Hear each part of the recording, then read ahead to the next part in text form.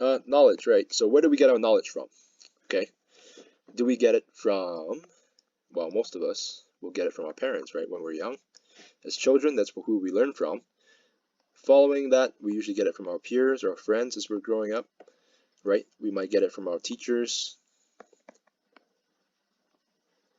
in schools, right? Where else do we get it from? Culture, entertainment, and obviously, when you do higher education and such, you get it from the celebrated scientists and intellectuals of the time, right?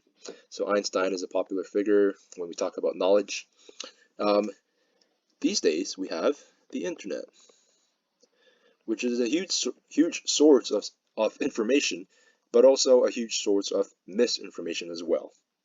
Okay, and knowledge is very important because these days we realize it used to be all about, you know, how do we get power, right?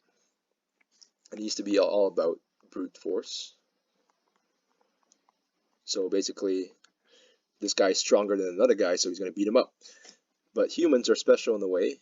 That's why we're different from animals, in that we have knowledge, right? And we learn that now the best, most advanced societies have the highest levels of knowledge, right? That's why companies are often recruiting the brightest and the best, or the best doctors, or the best engineers, or the best teachers, because that is how they win the race or the war in terms of the way that we play the field now, right? So when we talk about things like technology, advancement, it all has to do with knowledge, right? So the latest race or the latest war now is about knowledge, technology, right? How can we create the newest, most advanced thing? And those are often ideas. That's where they start. They start as ideas, right? Before we create the actual thing. All right. And knowledge, as we've seen, has changed over time. We're going to see some examples in a moment. All right. Beliefs are pretty straightforward, right? They can be things as trivial as, oh, I believe in aliens or I believe in ghosts, right? Which, some people do, some people don't. It doesn't matter. It's up to you. Um, but for the most part, those don't really affect our daily lives. Okay, maybe for some people they do, but for most people, that's not a thing. There's things like conspiracy as well that a lot of people believe in, and people who are very fanatical about it that might end up affecting their lives. For the most part, like I like to um, believe in some conspiracies. It's just something that's fun to do. If you're ever bored or anything, you can dig into that kind of stuff. It's kind of fun, but for the most part, most people don't believe it that much. They're gonna actually have that as a way that they can generate their values, right? For the most part. Whereas something like religion often plays a bigger role into that. Or as we said before, right, philosophy or science can be another way that someone structures their belief system, right?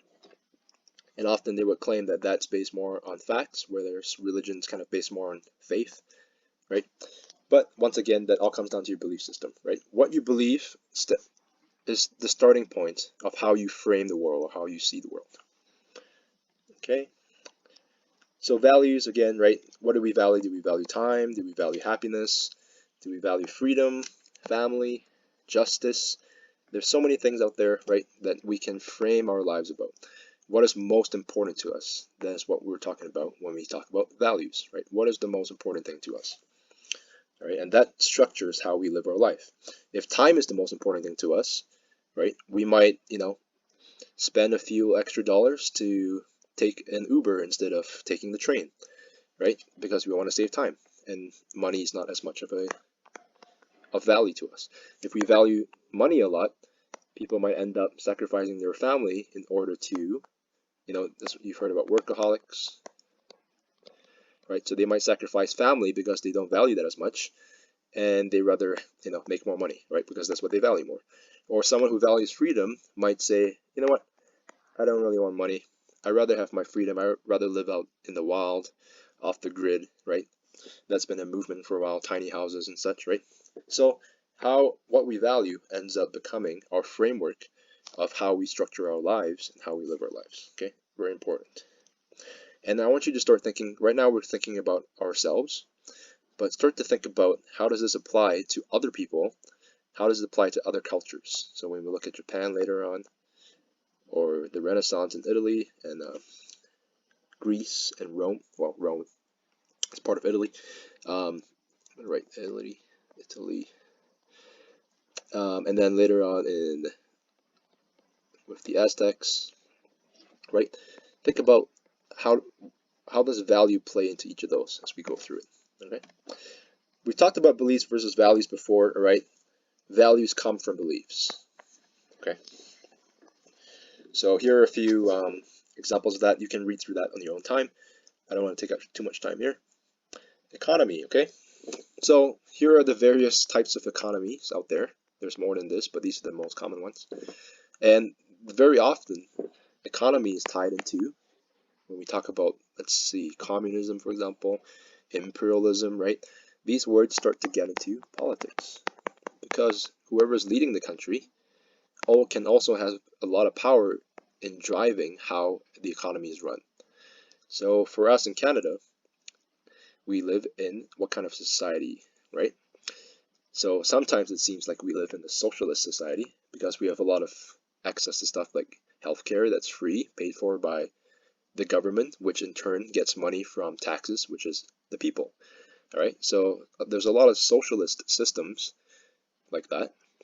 Like our education is also free, it's public education, which means that everybody pays taxes to the government, every citizen, and the government takes that money and puts it back into public education. Or same thing for healthcare. All right, so taxes, that's a big part of that. The extreme form of that is communism, where everybody basically shares the same stuff. Okay, that's a very extreme form.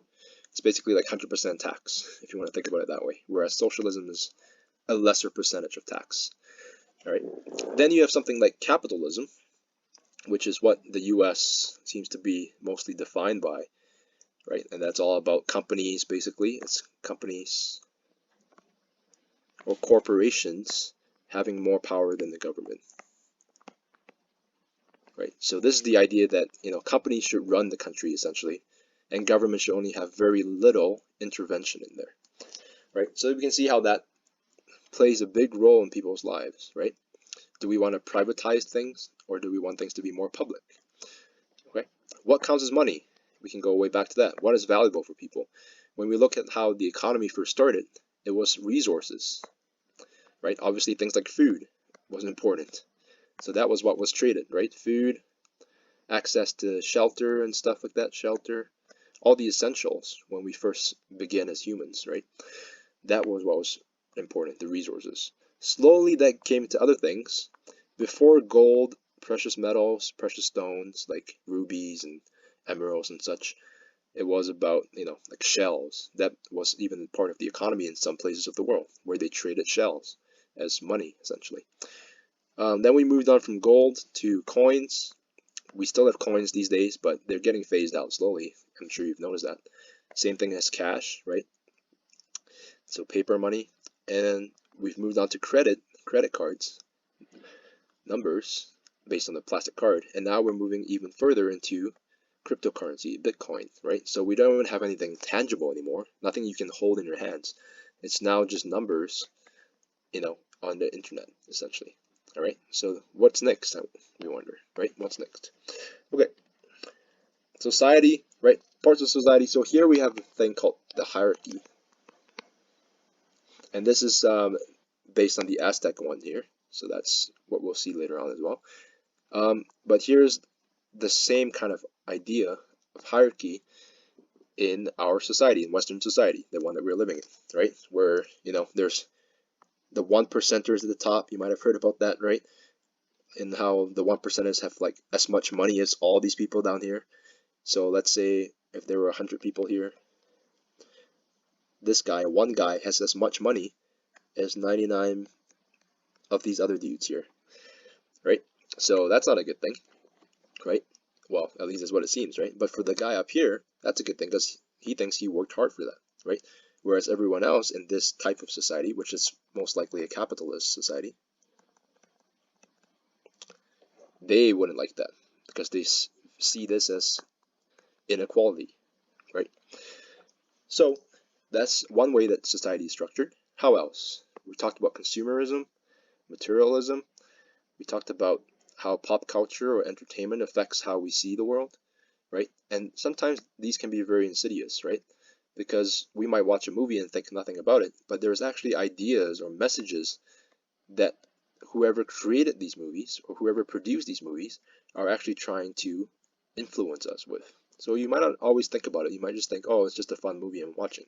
But if you actually watch closely, there's some ideas in these movies most of the time, or these TV shows, or music, or any of that, or internet stuff, or memes, or anything, that are actively trying to convince us of something or sell us something.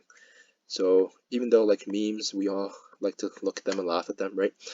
Um, just as an example, the last time we saw that being something dangerous was the 2016 election in the United States, where there were a lot of memes or political ads basically disguised as memes that were targeting certain groups of people in order to get them to vote for Trump.